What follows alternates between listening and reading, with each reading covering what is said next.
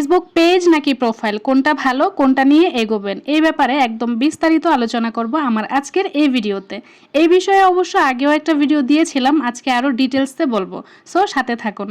Hello everyone, আসসালামু আলাইকুম, আমি নীলামণি চলে এলাম আরও একটি নতুন ভিডিও নিয়ে।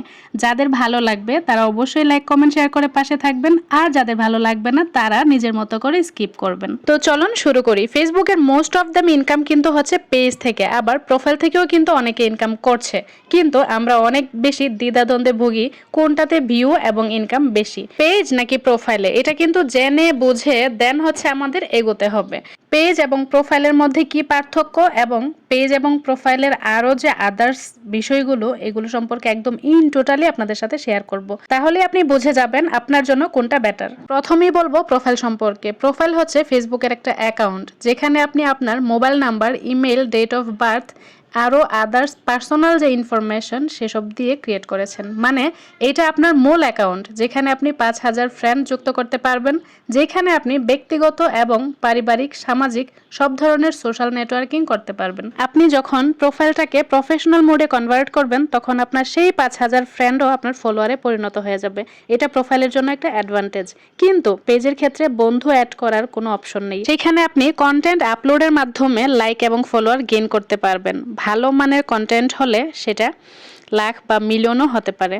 এটা আনলিমিটেড। এবার নিশ্চয়ই পার্থক্যটা বুঝে গেছেন। ওভারঅল মেন পার্থক্যটা হচ্ছে পেজ ক্রিয়েট করা হয়েছে মূলত বিজনেস পারপাসে ইউজের জন্য, আর প্রোফাইলটা ক্রিয়েট করা হয়েছে ব্যক্তিগত ইউজের জন্য। এবার প্রোফাইলটা প্রফেশনাল মোডে কনভার্ট করার জন্য যে ফ্রেন্ডগুলো ফলোয়ারে পরিণত হয়ে গেছে, তারা কিন্তু আপনার ব্যক্তিগত বিষয়গুলোতে ইন্টারেস্টেড ছিল, কারণ তারা আপনাকে পার্সোনালি চেনে।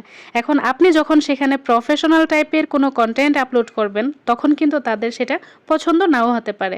সো কি দাঁড়ালো, সেই ব্যক্তিগত বন্ধুদেরকে আপনি ফলোয়ার হিসেবে পেয়ে গেলেও ভিউটা কিন্তু পরবর্তীতে আনতে পারছেন না, বা ফলোয়ারটাও কিন্তু ওইরকম ভাবে গেইন করতে পারছেন না। হয়তো পরবর্তীতে পারবেন, বাট সেটার জন্য অনেক নাকানি চোবানি খেতে হবে। কিন্তু পেজের ক্ষেত্রে ব্যাপারটা সম্পূর্ণ আলাদা। পেজে যদি আপনি ভালো কোয়ালিটির মাল্টি পোস্ট করেন, আই মিন ভিডিও, রিলস, ছবি, টেক্সট, স্টোরি আপলোড করেন, তখন কিন্তু আপনার পেজটা গ্রো করতে শুরু করবে।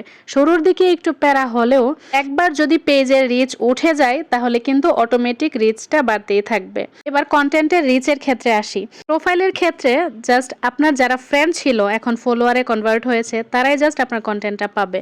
সাজেস্টেড হয়তোবা পেজের থেকে তুলনামূলক কম হবে, কারণ প্রোফাইলটা ক্রিয়েট করা হয়েছেই সেভাবে, আর পেজটা ক্রিয়েট করা হয়েছে লার্জার অডিয়েন্সের জন্য। সেজন্যই কিন্তু আমাদের পেজের কন্টেন্টের উপর যাদের ইন্টারেস্ট আছে, ফেসবুক তাদেরকে রিকমেন্ড করে আমাদের সামনে। এজন্যই মূলত পেজের কন্টেন্ট রিচ বেশি হয়, কারণ পেজটা ক্রিয়েট করা হয়েছেই বিজনেস পারপাসে, অডিয়েন্স নেটওয়ার্কিং পারপাসে। সো কন্টেন্ট রিচের ক্ষেত্রে কিন্তু আমি পেজকেই এগিয়ে রাখবো। এবার প্রবলেমের ক্ষেত্রে আসি। প্রবলেম কিন্তু দুইটাতেই হইতে পারে। পেজের ক্ষেত্রে যদি ইস্যু আসে, ধরেন যে কোনো ধরনের issue, community standard violation issue বা যে কোনো টাইপের ইস্যু আসুক, সেটা কিন্তু ধরেন যে সমাধানযোগ্য না, এই টাইপের কোনো প্রবলেম যদি হয়, আপনি পেজটাকে চেঞ্জ করে ওই আইডির আন্ডারে আরেকটা পেজ ক্রিয়েট করে কাজ শুরু করতে পারবেন, যেটা কিন্তু প্রোফাইলের ক্ষেত্রে একদমই সম্ভব না।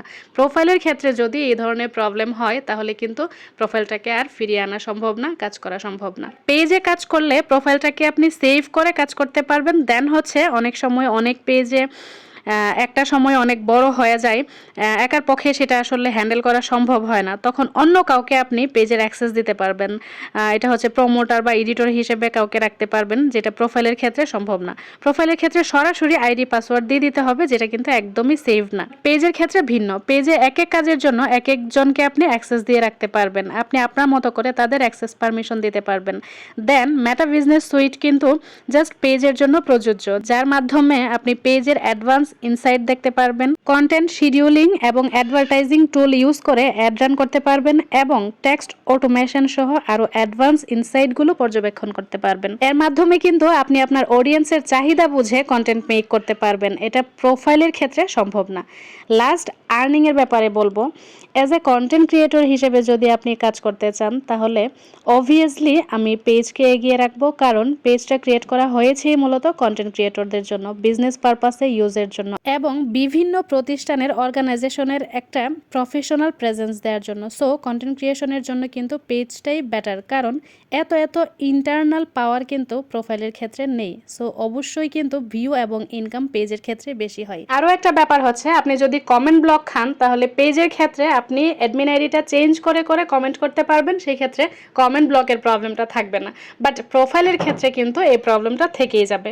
সো আপনি এবার বুঝে নেন আপনার জন্য কোনটা বেটার হবে। একদমই সাদামাটাভাবে আপনাদের সাথে ডিটেলসে আলোচনা করেছি। আশা করব পুরো ব্যাপারটা আপনাদের কাছে ক্লিয়ার হয়ে গিয়েছে। এবার থেকে ইনশাআল্লাহ সপ্তাহে একটা করে ভিডিও দিব। সো দেখা হচ্ছে পরবর্তী ভিডিওতে। সেই পর্যন্ত সবাই ভালো থাকবেন, সুস্থ থাকবেন। আল্লাহ হাফিজ।